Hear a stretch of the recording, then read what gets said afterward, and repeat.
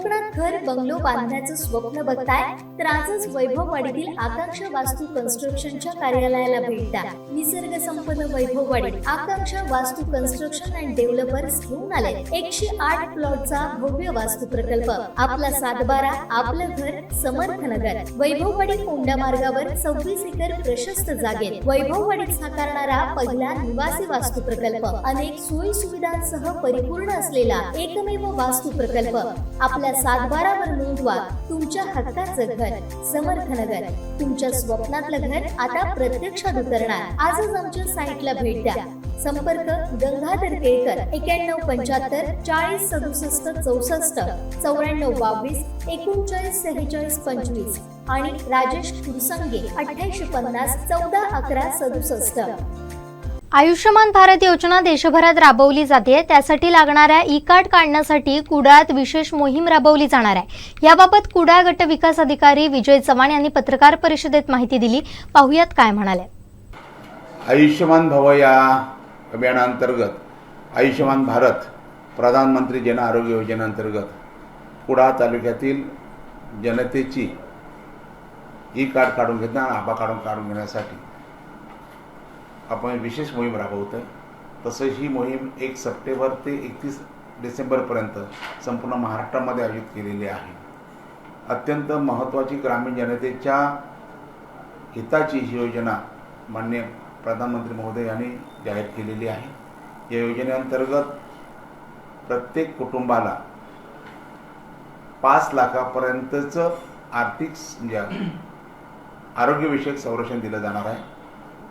परंतु याच्यामध्ये जी यादी आली ते ग्रामीण जनतेची ई कार्ड करणं गरजेचं आहे, आभा कार्ड करणं गरजेचं आहे आणि त्याला आरोग्यामार्फत आशांमार्फत आपण अभियान राबवतो आहोत गेले किती दिवस, पण त्याला हवं त्या प्रमाणात प्रतिसाद मिळत नाही ग्रामीण जनतेकडून। त्याची अनेक तांत्रिक कारणं आहेत।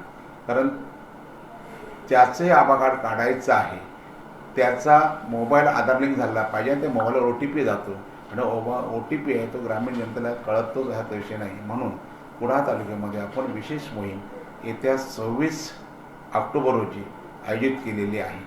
या 26 ऑक्टोबर रोजी कुडाळ तालुक्यामधील जेवढ्या ज्युनियर कॉलेजेस आहेत, जेवढी महाविद्यालय आहेत, जेवढी हॉटेल मॅनेजमेंट आहेत, नर्सिंग कॉलेज आहेत, फार्मसी कॉलेजेस आहेत, DED कॉलेज आहेत, कृषी कॉलेज आहेत, या कॉलेजमधील सर्व मुलांना आपण त्यांचं मोबाईल घेऊन यायला रिक्वेस्ट केली आहे त्यांच्या कॉलेजच्या प्राचार्यामार्फत आणि त्यांनी प्रत्येकाने मोबाईल घेऊन यायचे आणि स्वतःचा आधार कार्ड, कुटुंबातील कोणाचं जरी आधार कार्ड असलं तरी हे KYC करता येतं। हे मुलांनी आधार कार्ड आणि मोबाईल जर घेऊन आले तर त्या ठिकाणी आम्ही आमचे आरोग्याचे आणि इतर ट्रेन कर्मचारी डेप्यूट केलेले आहेत। हे एकाच दिवशी त्यांच्याकडून ही आभा कार्ड करून घेणार आहेत, KYC करून घेणार आहेत। अशी कुडाळमध्ये जवळजवळ 25 कॉलेजेस आम्ही फोकस केलेले आहेत, ज्याच्यामध्ये मोठ्या प्रमाणात मुलं आहेत, ज्यांच्याकडे अँड्रॉइड फोन आहेत आणि ज्यांना मोबाईलमधलं तांत्रिक माहिती आहे, ज्यांना त्याच्यावर ऑनलाईन करता येईल आणि त्यांना OTP पण तिथले ते होऊ शकतं आणि एकाच वेळी कुडाळ तालुक्यातील अनेक जनतेच्या आणि कुटुंबांचं या ठिकाणी हे जे PMJY आहे कार्ड हे रजिस्टर केलं जाईल। आणि याचा दुसरा फायदा असा होईल की ती मुलं यानं जर ट्रेन केलं कसं आभा कार्ड रजिस्टर करायचं, KYC करायचं, जर ट्रेन जर आपण केलं तर ती आपल्या वाडीतील इतर कुटुंबांची सोय करू शकतात।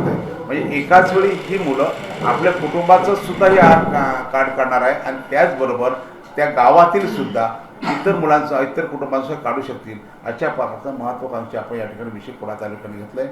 कुडाळ तालुक्यातील माझे तालुका आरोग्य अधिकारी डॉक्टर संदेश कांबळे असतील, माझे गट शिक्षण अधिकारी संदेश केंजवडेकर असतील, या तिन्ही विभागाच्या माध्यमातून आपण ही मोहीम राबवतोय। तशा प्रकारचं कुडाळ तालुक्यातील 25 कॉलेज, ज्युनियर कॉलेज आणि सिनियर कॉलेज आणि बाकीची इतर फॅकल्टी कॉलेज आहेत त्यांच्या प्राचार्यांशी आम्ही संपर्क साधलेला आहे, त्यांना पत्रव्यवहार केलेला आहे आणि त्यांनाही विनंती केलेली आहे या मोहिमेमध्ये कॉलेजच्या सर्व प्रशासनाने मुलांच्या माध्यमात सहभागी व्हावं आणि कुडाळ तालुक्यातील जी जनता आहे या जनतेला याचा लाभ मिळून द्यावा। तसं बघायला गेलं तर कुडाळ तालुक्यामध्ये 41,438 एवढी कुटुंबं आहेत ज्या कुटुंबांना या योजनेचा लाभ मिळू शकतो आहे। या कुटुंबापैकी 20,021 कुटुंब आतापर्यंत नोंदणीकृत झालेले आहेत। उरलेली कुटुंब जे ही कुटुंब करून घेणं गरजेचं आहे, जेणेकरून या कुटुंबाचं रजिस्ट्रेशन झालं, KYC झालं, आभा कार्ड झालं तर त्या कुटुंबाला, ज्या कुटुंबावर जो आता एखादा आजार असतो किंवा बाकीच्या गोष्टी असतात त्या आरोग्यविषयक, तेव्हा त्यांना संरक्षण मिळेल आणि तो खर्च उचलला जाईल आणि जो ह्या योजनेचा अत्यंत महत्त्वाचा हेतू जो आहे तो हेतू साध्य होईल असं प्रकारच्या या ठिकाणी प्रशासनाच्या मार्फत पंचायत समितीमार्फत आपण आयोजन केलेलं आहे. माझी कुडाळ तालुक्यातल्या जनतेला विनंती आहे, कृपया हे अभियान आहे, अभियानामध्ये सहभागी व्हा. कॉलेजच्या माध्यमातून, महाविद्यालयाच्या माध्यमातून आम्ही हे रजिस्ट्रेशन कॅम्प घेतोच आहोत, पण त्याही पलीकडे दर दिवशी प्रत्येक ग्रामपंचायतीमध्ये आपले जे KC आहेत म्हणजे संगणक परिचालक जे आहेत किंवा सेतू आहेत या माध्यमातून आशा आणि आरोग्य कर्मचाऱ्यांमार्फत हा सतत कॅम्प चालू आहे. त्यांच्याशी संपर्क साधा आणि आपलं हे PMJAY जे आहे म्हणून आयुष्यमान भाऊ अंतर्गत जे आहेत रजिस्ट्रेशन करून घ्या आणि आपल्या कुटुंबाला आरोग्यविषयक संरक्षण कवच मिळवून द्या, जेणेकरून कुटुंबावर केव्हा आरोग्यविषयक असा आघात होईल सांगता येत नाही. आणि अशा वेळी आपल्या हातात पैसा नसतो आणि एखाद्या कुटुंबाला पैसा नसेल, त्या माणसाला पैसा नसेल तर शासनाने एवढी मोठी योजना देऊ केलेली आहे, लागू केलेली आहे आणि त्याचा लाभ जर वेळेवर घेतला नसेल तर जनता या योजनेपासून वंचित राहू नये. आणि म्हणून माझी सगळ्यांना विनंती आहे की याच्यामध्ये सगळ्यांनी सहभागी व्हा. विशेषतः कुडाळ तालुक्यातली सगळी महाविद्यालय आहेत, नर्सिंग कॉलेज आहेत, फार्मसी कॉलेज आहेत, कृषी कॉलेज आहेत, या सर्व प्राचार्यांचं आणि त्यांच्या सर्व व्यवस्थापनाचं मला म्हणून धन्यवाद मानायचे वाटतात. तर त्यांना आम्ही आवाहन केलं आहे आणि त्यांनी याला उत्स्फूर्त प्रतिसाद दिलेला आहे. आणि कुडाळ तालुक्यात 26 ऑक्टोबर रोजी एकाच दिवशी हे मोठ्या प्रमाणात अभियान राबवलं जाणार आहे. आज आमच्यासमोर जे टार्गेट आहे या 26 कॉलेजमध्ये जवळजवळ 7,000 मुलं आहेत. या 7,000 मुलांच्या माध्यमातून एका दिवशी 7,000 कार्ड काढली जातील. त्याच्यापहिले 7,000 मुलांना आम्ही प्रशिक्षित करतो आहोत, ज्याच्या आधारे ते 7,000 मुलं गावातील इतर लोकांची कार्ड काढतील.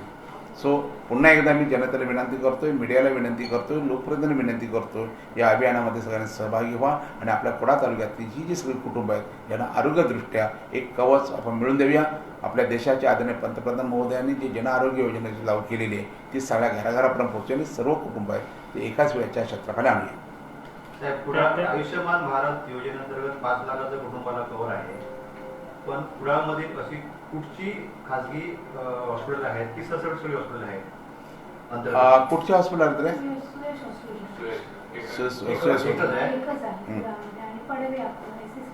SSPM आहे.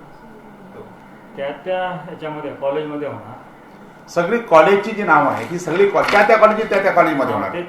प्रत्येक कॉलेजमध्ये आयोजित माणूस तिकडे जाणार आणि वाढत आमची माणसं जाणार तिथे अटेंड करून घेणार. आम्ही फक्त प्राचार्यांना एक विनंती केली की त्यांनी मुलांना त्या दिवशी मोबाईल अलाउड करावेत. सव्वीसचा कार्यक्रम जो आहे तो नाही त्या कॉलेजमध्ये, प्रत्येक कॉलेजमध्ये.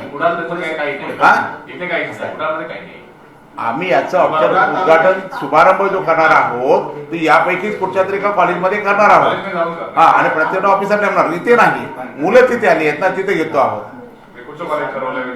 नाही अजून ठरवलं नाही, आता चांगले वरती सर, एकंदरीत 46,000 लोकांपर्यंत पोहोचायचं असेल तर एकाच दिवशी हा कार्यक्रम होणं शक्य नाहीये. 26 नंतर हा कार्यक्रम कंटिन्यू राहणार आहे.